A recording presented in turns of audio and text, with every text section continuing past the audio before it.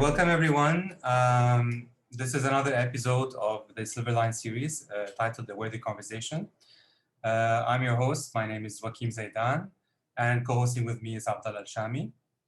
For the rules of engagement tonight, we've pasted them in the chat box, so please feel free to go through them. Before we start introducing our speaker, I would like just to give you a bit of context of the talk of today. On Silverline platform, we usually have a theme every month. In August, it was on coping. In September, it was on collaboration. And this month is on critical thinking. And we believe, critical thinking is a very important topic, especially for creators, but in general for everyone. But with the pandemic of COVID-19, I believe critical thinking became like the largest force that we had to deal with, because the pandemic literally had to make us question the way of life in general, how we study, how we go to work, and all that. And because of it, we now picking on what to keep as part of our life and what we can change or kind of reconsider. So that's why the topic of critical thinking is a very important topic for us on Silverline. And for that, that's another thing that Silverline is bringing about, is meeting new people. And as part of our conversations, we had the pleasure and honor of meeting Rania, who has kindly accepted our invitation today to kind of talk on critical thinking. Rania, thank you very much, really, for accepting our invitation. So to briefly introduce Rania, Rania is a multidisciplinary artist. She's specialized in illustration and art education, and she's also the founder of Naqd, which is an artist-run critique sessions platform in the UAE, and she recently has started a collaboration with Sharjah Art Foundation called Fursa School, which I'll leave up to her to kind of explain what it is. But I mean, we stumbled upon Rania through Naqd, and Naqd basically is critical thinking as well. So that's why we wanted to kind of pick her brain and expertise on critical thinking in that aspect. So before I ask my first question, Rania, I'm just going to run through a definition that our host, Azza, who has kindly placed on Silverline platform, and because she's in charge of knowledge, so we kind of take her words here very seriously here. So the definition we've placed on the platform is that critical thinking is the ability to think clearly and rationally about what to do or what to believe, including the ability to engage in reflective and independent thinking. I hope you agree with that definition. And we already put it in the chat box too for everybody to kind of keep track of it. So my first question to kick off the conversation, Rania, with you is that, since the day we are born, I have kids, I know once they were able to speak, and of course they kept on speaking, and they realized their existence, and they're aware of their surroundings, they started asking why. Why this, why that? And every time you'd answer them, they'd answer the question, the answer with another why, and the why keeps on going. And then as they grow up, this why kind of disappears. But obviously it started off in us, so it's rather innate, I would say. So as individuals now, how can we bring back that why, that aspect of questioning everything we do? So what are your thoughts? First of all, thank you so much for having me on today. And thanks for everyone who's tuning in on a Thursday night for this talk. Honestly, Wakim, I'm very happy you started with this place, because childhood is a key stage for all of us in terms of developing our critical thinking. It's the time where we become conditioned to either allow more curiosity and to ask more questions and to investigate, or it's the period where it gets interrupted by the kind of dismissal or answers that we are given. So that reaction during the childhood becomes, in a way, our inner voice, and that inner voice stays with us. So if you are told to not ask these silly questions, or if you're told to, if you were given a little answer that does not satisfy your curious needs, and it limits you, that parental inner voice stays with you, and it becomes internalized. And it's hard to bring it back in unless you decide to allow yourself to change that voice.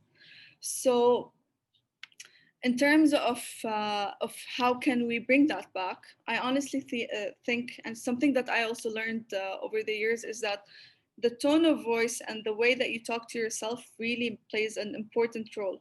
You have to take that decision of saying, okay, I'm gonna stop whatever internal ideas and thoughts that I have and look at them. I'm gonna look back at them and I'm gonna track them and trace them and try to understand where did they come from, what is the source of them, and what can I pick up like where can I pick up from to engage in that curiosity again.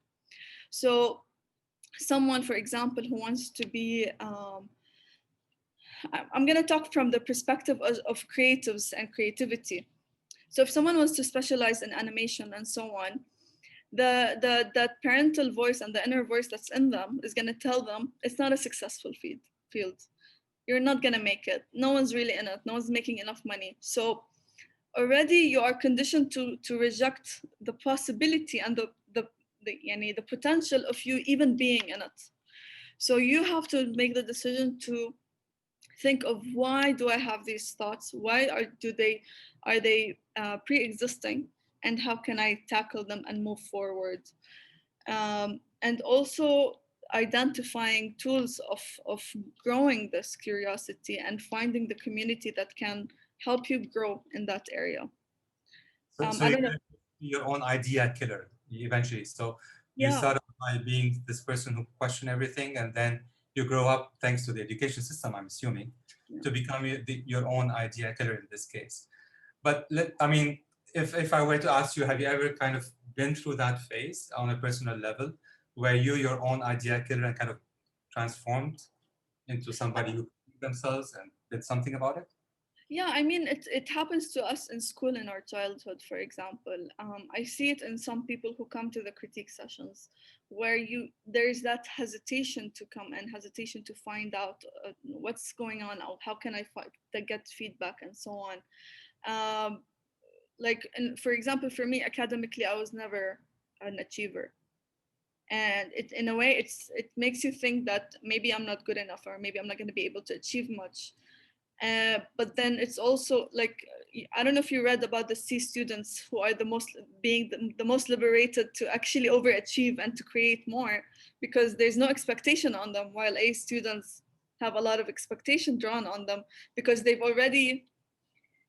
have that fear of failure. Exactly. So how can you cross that? How can you maintain that sense of adventure and taking risks and so on?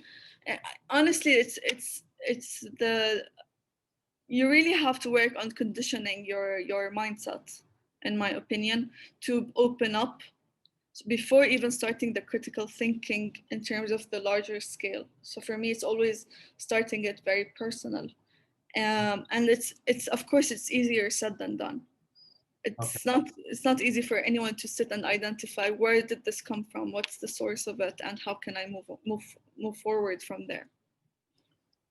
And do you think there are specific toolkits or exercises? I wouldn't say exercise, but I mean, what could help an individual to become a better critic of themselves? I mean, have you faced some cases through Naqd as a platform in that? Like, could you give us stories of what could happen? Yeah, I mean, it's something that I also practiced a few years ago.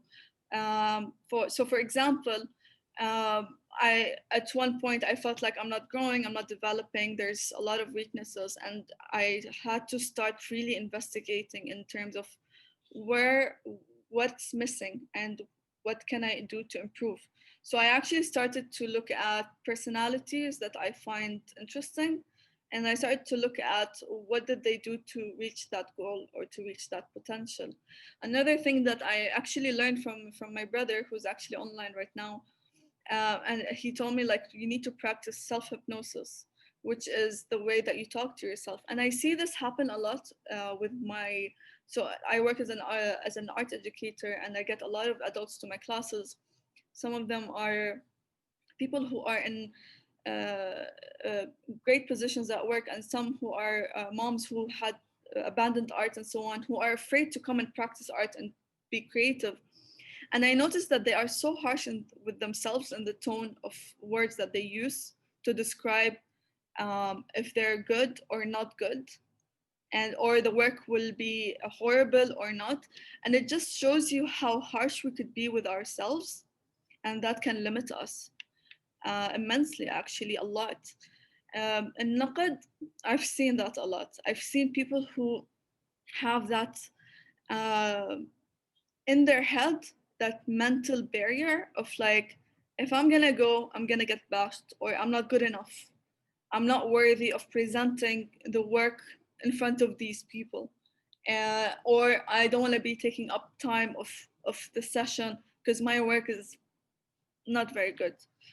And it's a waste, because during critique sessions, that's actually the best opportunity for you to tune in and listen to feedback and to try to learn tools on how to grow. So you're amongst peers, you're amongst other creatives, and who can tell you what to read, what to look at, where to go, how to use some materials, how to find resources. And it's such a waste that someone would decide internally to miss such an opportunity, to block themselves from attending and going, or even reaching out and asking questions. This is something that we see a lot happening on social media and Instagram, is that people would follow personalities, but they will follow them as a person instead of as a, a, a source of information and a resource for learning. So if you're an illustrator, you are looking at how many likes that person is getting. You're looking at what cool projects that they're doing. But instead of that, why don't you switch your attitude and reach out to that person and ask them, I'm doing this, what can you advise me to do? And allow that person to become a learning tool and growth, instead of just comparison and you feeling like you are less than them and you're not reaching your potential because you feel crippled. So it's definitely a mindset. It really starts as a mindset, and Naqad, even in education, like in my role as an educator, there is a lot of that, sitting down and really talking to the person and trying to kind of access them personally on a personal level, and trying to recondition them in this little short of period to at least consider to open up, at least consider to come. And it's a one step closer. It allows you to come closer to realizing that if you come and things don't work out and it's terrible, at least you came, and hey, can we try again and see what comes out next time? But So, it's, yeah. sorry. So basically, it's about also instilling courage in them in order to kind of face any kind of feedback. Because eventually, I mean, starting with the title of the talk, handling the butts with courage. There's a way of giving feedback to people where saying, "Oh, it's nice, but," and after "but" there's a whole catastrophe coming after it. And then you have people who actually know how to give feedback in a way where they would start with positive words like, "Okay, listen, you can improve on this, you can improve on that." And that's usually very helpful to somebody who doesn't have the courage to receive and handle feedback. And then you have people who actually, I mean, I recall when I was in design school back at AUB, we had our professor, he would tell us like if the layout they don't like, they would tell us, this layout, I could vomit on it. And this is like a terrible way of giving feedback. Yeah. So if you were to give feedback, Yeah. a person who doesn't have the courage, what would you tell them? How to give that feedback? Yeah. First of all, no one is in any way forced or obligated to take feedback from anyone who they can block it and they can take it. The people need to know that they can completely reject everything I tell them. They have the right and the liberty to do that. They can reject everything that you tell them. That gives them that authority of like, you know what, I'm in charge of this, I'm asking you for feedback, I can take it or I can leave it. It's in no way of telling me that I'm a loser and I need to fix my life in order to become something worthy. So understanding that and accepting it, and actually using it as empowering thought. But then you have to humble yourself and shrink yourself shway, just a little bit, and think, who is the person that's giving me this feedback? And where is it coming from? And how can I ask the right questions? If I don't have the right questions, how can I build up my courage to ask the silly questions that someone might have asked the same person million مرة, hundreds of times? Once we like you, it really liberates the person who's asking for feedback, because it can be very intimidating to go to your instructor or your professor, or to go to another artist and to tell them, can you look at my work, and I just want to get your feedback and what you think about it. So they have to know that it can go in any direction, and just be open to it. But also they really need to look at, who are they asking? Is this person in alignment to where they want to reach? Is this a person that has knowledge and the resources that will help them grow and develop? um, is their tone something I can dismiss, or I can try to understand why they're talking to me in that way? If someone's talking to you rudely, in no way anyone should accept that. If a professor tells us that they could vomit on this, or they throw a pencil towards us, I mean, a lot of us went through that, to be honest. Like, our professors are whole different level of creativity. But we all learned from them, or in one way or another. And I recall it being in university, and having a conversation with my mother and telling her, like, there's this instructor in our university that everyone's warning me not to go to his class. Apparently he's very tough. And my mom was like, you know what, this is your opportunity to learn, like, yani, to have a real learning experience, because everyone else wants the easy way, and you really need to go the hard way and learn, because this is what you want to do. So don't settle for easy. So I actually ended up taking 7 classes with him, and he was like my mentor. So it's just also embracing that challenge of, like, accepting that shake, that fragility of us being in, like, little and tiny, but we're going to be growing. Yeah. And we're going to be learning, and we're going to become giants actually in our field once we open up to that. I So kind of relate to your idea of being empowered, of saying no, not taking feedback. Because again, going back to university days, in my 3rd year, that exact professor gives feedback by saying, I'm going to vomit on your layout. She just gave me a very silly comment on one of the layouts that I did. And at that moment, I don't know if it was empowerment, but I simply snapped. And I thought, okay, you don't like this font size? I basically closed my portfolio and I disappeared for 3 days from the school, and even from my parents. People were literally looking around for me. But then I felt, okay, no, that's not probably the right thing. I decided to go back, and I felt more ready to take on any kind of feedback from that moment on. It was 3 years down the line in my education, but still it kept me going and became tougher in terms of how to receive feedback and feel empowered on when I want to take it in or not. So yeah, I agree with you in that sense. So I think we should feel empowered in taking feedback or not taking feedback, and from whom do we take it eventually. yeah. So I mean, there's also another attitude when it comes to critical thinking in this part of the world, at least, is that when we see somebody asking questions, and those deep questions, in Arabic we say عم بيتفلسف. So it's like that person is actually philosophizing on, if you want to transliterate the thing. So do you think it's that, or it's important to ask deep questions as much as important to ask maybe stupid questions? Do you think both actually help in giving feedback? I don't know if can I say this in Arabic. Go ahead. We have some English speakers. We'll try to translate as well. يعني لكل مقام مقال. يعني it all depends on the context of this whole where you are, and what's the conversation is, and who's also there.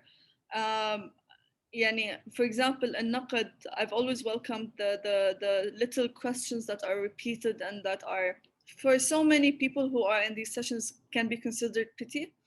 And also I had someone not asking, but someone commenting on conceptual art and contemporary practice, and it's like, it means nothing. And like, becoming defensive because they do traditional artwork. And how do you have conversations with these kind of people, and to kind of tone it down and allow everyone to be engaged in these kind of conversations. اللي عم بتفلسف, I don't know, it's very conditional, to be honest. Yeah. It's Okay. how you redirect it, and I feel like it's more of a situational management thing.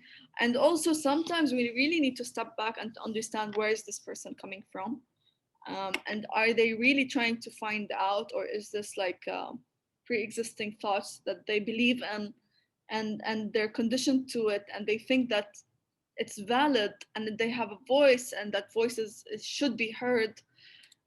How do you talk to them is very important. Also, there's this thing is, in the creative scene we're kind of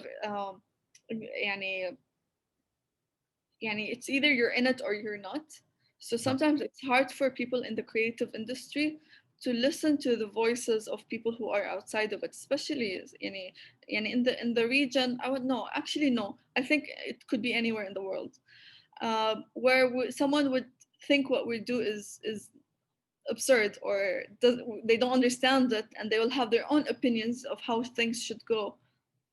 And the beauty of us being in the creative industry is that we can actually listen to their stories and tune into it and try to ha- see their perspective and where it's coming from, and maybe change our language a little bit and build that connection. So it's really conditional. Okay. Noted. Um, so critical thinkers, if they end up being good critical thinkers, so they tend to ask lots of questions before they believe in anything they're seeing or accepting. And this tends to become a very slow process. Yeah. So would you say they would end up being procrastinators? So No, are procrastinators in this case critical thinkers? I honestly think critical thinkers are proactive in their nature. I don't see them as being slow or taking time to digest things. I think they're the most who are willing to face reality and react, and take part actually. You see that in all kinds of fields. They're not like people who do analysis. I don't know. Like I feel like my sister could even answer this better than I would. It's kind of in her field, but it's, yeah, no, I think they're proactive, to be honest. And I think that um like it's exactly like what happened in, so I did Naqd as a reaction to a gap, something that I saw is missing, and I felt that is needed. People are saying, oh, we don't have real critique, we don't have real criticism, we don't have طيب, let's do it. It didn't take much to do it.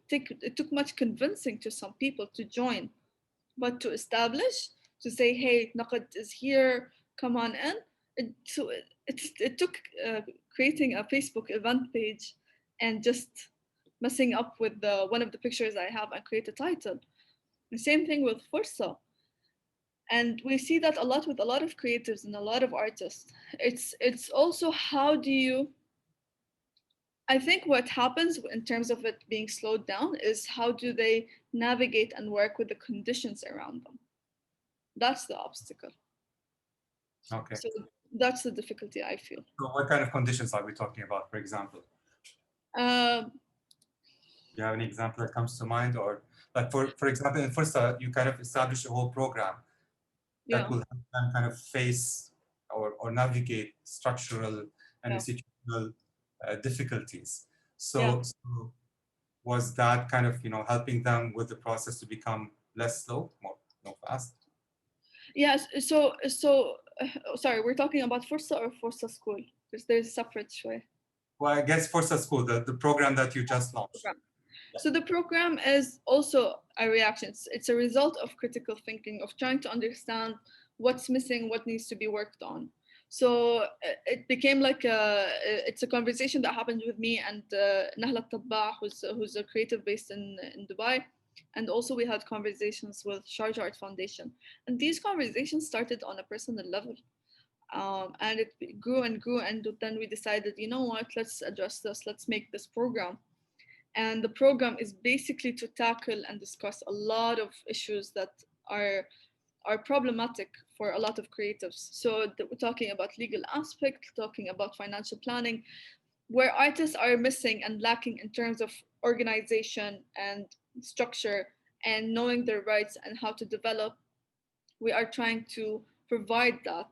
Um, we're providing the resources, we're providing the experts to come and address this. Now, if in other programs and other ideas that we might have, we might find obstacles in terms of creating them.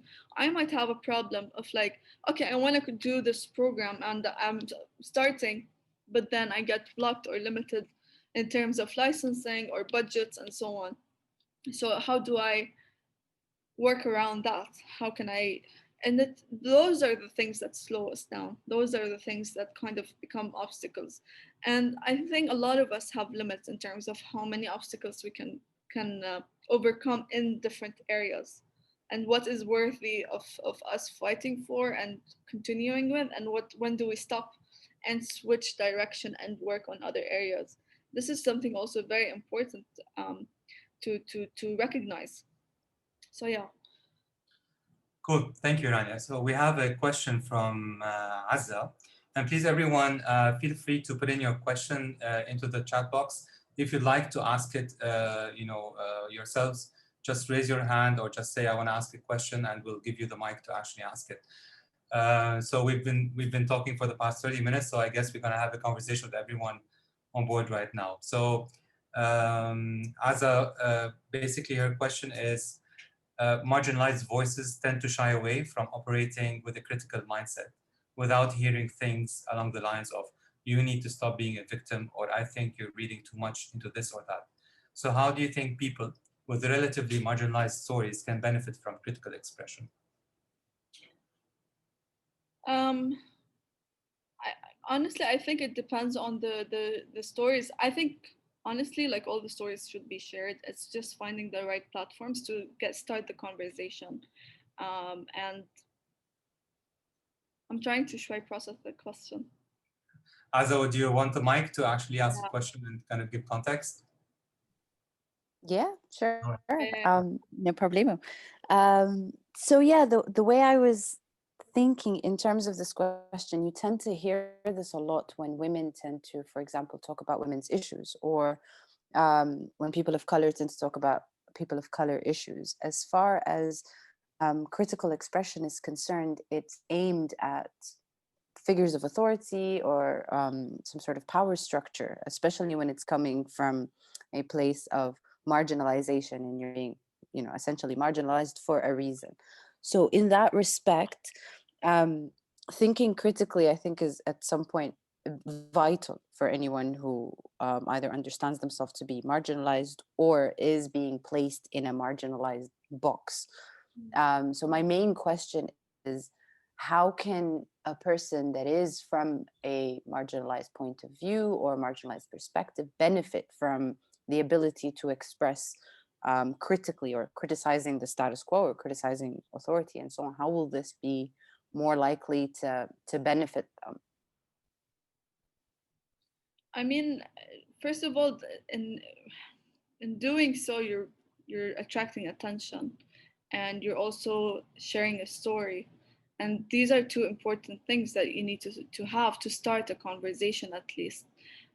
You will have people agreeing and people not agreeing in terms of that expression, but it keeps rolling until it becomes either normalized and people start to welcome um, having these tough conversations sometimes. Uh, Honestly, like in even the critique sessions that we have, some people will tell me stories or share work about topics that I would never have thought of or known about, and their existence is actually important. And it's whether you agree with it or you don't agree with it, it's just hearing that there's things that are happening that you don't know about, and you realize that I can have a role in it by allowing myself to take on that story and hear it or not. But there's a lot of benefits. I don't see it being not beneficial in any way. But it's also like the tone of expression sometimes makes a difference. Uh, I don't know, like when you say like stop being a victim. So is that like an example of women talking about women's right, for example? Essentially, yeah. So if you take, for example, someone who's you know, a person of color, for example, and they But it all depends on also the viewer who's you know, any seeing. form of abuse they've experienced or any form of opportunities that they missed due to, you know, um, a certain level of oppression. Yeah, The first response is, oh, you're just, you know, you're just being a victim right now, or maybe you yeah, need to look, there's other people who look like you or sound like you that are doing really great. yeah, So yeah. it's No, usually that blanket statement that yeah, and should not be accepted, in my opinion. mm, You know, like it's mhm. I see a lot of on social media. There's an ocean of comments in the region of like not Oh God. accepting a lot of not accepting some content or stories and so on. Um, Honestly, like it depends again on where are you putting this, where are you positioning these stories, and who's listening to them. And also you have to be open to the fact that there's so many different opinions, there's so many different mindsets. And so for example, a lot of this kind of like, let's say if it's a video or something that will exist online, you're in the public domain, you're going to hear all kinds of stories. It's up to the person to decide, do I want to tell the story, is it important to share the story, and what kind of perspective and value does it add to the culture and to this person. This is what you need to determine. You cannot open up, talk about a situation or a story and put it publicly, and not be ready to take in different comments and Mhm. different opinions. You cannot do that. There is no hiding from it. But storytelling is such a powerful tool, and it's up to the person to choose the narrative they're gonna be including. So it really makes a difference. But yeah, I see the comment of stop being a victim, and like adi, it's normal, like, oh, people live in worse conditions. This should never be normalized. This is actually not a normal person commenting. This person needs to have their mindset شوي changed, because people need to live in a good condition and not be okay with bad conditions, you know. So it's still important. I hope that answers Rania, the question. Yeah, it did. thank you. It did. Okay. Rania, actually, I have a question because you touched upon something that is very important, which is we have to stop saying negative things to ourselves, and because this is what stops us from achieving what we want. So, how do you help people identify and differentiate between critical thinking and being self-critical? Yeah. أول شيء not to, I'm not saying to completely stop saying negative things. I'm saying use a tone that is smart and respectful towards yourself. The same tone that you would use talking to your peers and your colleagues. You should never allow yourself or anyone to talk to you in a different way. So that's exactly what I meant to begin with. But critical thinking, and what? Sorry, what's the other one? uh, Critical thinking versus self-criticism, being self-critical. A lot of people, for example, they always boast. I used to be one of them and say, I'm my worst self-critic Yeah. because I thought that by doing that, I'm actually pushing myself towards better results and being more excellent in what I'm doing. And so, how do you help people differentiate between being a critical thinker and being a self-critic? Yeah, I mean, I don't know how to explain this. I feel like sometimes you need to do this two columns and say, okay, in order to develop, these are the areas I need to work on. But these I will work on for work, or in my relationship with my spouse, or in criticizing myself everything in an open domain is not. That's where it becomes dangerous, and that's where you could forget and one day find yourself saying, I'm such an idiot, I'm stupid, I am, ya Allah, I'm such a loser, I did this. That's where you have to be really careful in how you're talking to yourself. Or even the mindset of like, I need to keep working so hard that I succeed. طب when are you going to take a break? How are you going to balance and decide that what do you deserve? Like, what do you deserve beyond success? What do you deserve? And that's where you have to, I feel like you need to do these two columns and distinguish and differentiate of like, there's a time to switch on and a time to switch off. And there That's is good, yeah. should be a methodology to follow rather than having it open. Thank you so much, Rania. We Yeah. actually have a question from Eliane Jaber. In a world where we are bombarded by information, whether fake, biased, or authentic, how can critical thinking help? And can it help us say that we actually don't have an opinion on that matter? I think, I don't know, I feel like this is a fun question and I don't know if I'm going to be the best person to answer it. I think everyone has an opinion on it. But what I'm going to say is, so it's going back to a few things that I said from the beginning. You have the right and the liberty to reject that source or to accept it, but also you need to be smart in terms of understanding where is this information coming from, what is the resource of it. Some people read researches, they don't read who is funding this research, where is it coming from, why was it created, what year was it made. These are also very important questions because every decade or so there's a trend of mindset that comes into each culture. Extremism, liberty, you're going through waves of that, and there's always articles that come out, information that comes out that supports it. People follow different mindsets. Like suddenly everyone is eating avocados, everyone's doing yoga. You have to read the resources and understand where this is coming from and decide what do you accept, what do you not accept, and also what do you accept as entertainment, what do you accept as educational, what do you accept as developmental. Because I feel like there's no harm in using social media for entertainment, for example, but you really need to consciously choose and decide, is this fulfilling for me in terms of knowledge or in terms of entertainment or in terms of other areas.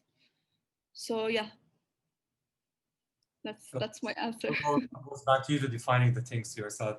I mean, even as you were talking to Abdullah about defining the success, and this is where you kind of defines to the extent of how self-critical you are of yourself. So if you define a very high level of success in your regards, then you become more critical probably of yourself to push towards that kind of success. So what you're saying is basically trying always to define the context you're working with and defining what you want to achieve, and accordingly kind of put the questions or ask the right questions eventually, right? Yeah. Also, another thing is that we are conditioned to go like to split and say, what are my weaknesses, what are my strengths and my weaknesses, and what can I work on to improve. And I'm sure a lot of us are mature enough to learn by now and know, you know what, there's things I'm not gonna let go, and some things actually add to my character. Or some things I can delegate for someone else to do better than I would do it. And that's how I am. But if there's something very important for me and that's stopping me from progressing, and it's important for me to learn it, I'm gonna put my head down and learn it, and I'm gonna work on it because it's important for me and where I want to reach. But there's things that are not very important, and you can let go. You don't, like, for example, I'm in the creative scene, and one of my weaknesses is language and writing. And I used to beat myself up so much because I could never, for the life of me, use the fancy words that a lot of people use in the creative industry. And I always felt like it doesn't make sense because my first language is Arabic and my expression is all about what's happening in the region.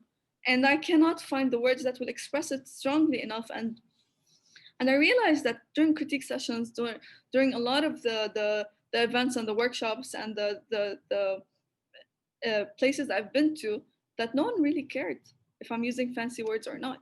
It was the ideas that matter. It was the work that mattered. So you learn to let go of things. Right now, I'm realizing writing is an obstacle for me. So I actually had to ask myself last week, like, okay, what can I do to improve it? I think I'm gonna have to sign up for a course because it's really holding me back. It's misrepresenting me. So I need to work on it. So yeah. Nice. Thank you. Rania, we have a question from Dan Al-Madani. You've mentioned plenty of great points, and it seems like a lot of them point towards the direction of self-reflection and awareness being a starting point for critical thinking. Do you believe that both are mutually exclusive? Can you have one without the other? Basically, is a person lacking self-awareness able to think critically? No, you have to have self-awareness. Mm. You have to. As I said from the start, like it's all mindset, and you being open to investigate and navigate your growth. If you don't have that, it doesn't matter who's telling you their opinion and their feedback on what you need to do and how you need to improve, or you need to do steps to climb up a career ladder, because you don't care. Why should you do it? So you have to care, and you have to be شوي critical. I have a question for you, actually, just Yeah. out of curiosity. Yeah. When do we stop? When do we not need to be critical thinkers and just take things for what they are? Which is very difficult because I sometimes, feel like yeah. if it's external, Yeah. and you have no power in it, let go. Mm. Honestly, like there's a friend of mine, a very, very, very successful, very amazing friend of mine. She's like, I have a to-do list that has a lot of things that I want to happen in my life, even things that are impossible. I'm like, why set goals that you have no control over? Enjoy life, but work on the things that you can achieve, that you can have control over. You'll feel powerful, but and let go of the things that are out of your control. But also, I think that's where you have to have strong observational skills, because, for example, for me, there's things that are out of my control that I cannot go to a certain person and tell them what to do or change or so on. But it goes into my observation, and it goes towards me working with other people who come towards me as an educator. So I'm observing that person, and I'm thinking, what caused that? What triggered that? How did they become like this? Why are they like this? Okay, they're in a position where they will not hear my voice no matter what I do. How can I redirect that and work with someone else who also would be open to it? That person is not open to it yet. So in a way, that's critical thinking happening. Or how we would have like some things in the creative industry where right now I'm a small person, I have no authority in creating big ideas and creating a lot of things. Let me take note of it. I actually have a notebook that I write in ideas and solutions of things that I have no control over, and I say maybe one day I'll become in a place of power or influence where I can actually address these things and make a change. So just and it also becomes a nature where you, and I think a lot of creatives have that, graphic designers or painters and so on, where they see colors or they see influences, or they see problems in design that they cannot change it. But when it comes to their other projects, that critical thinking process has started with that observation, and somehow it clicks, connects, and you find yourself creating something that in a way subconsciously is actually tackling different aspects.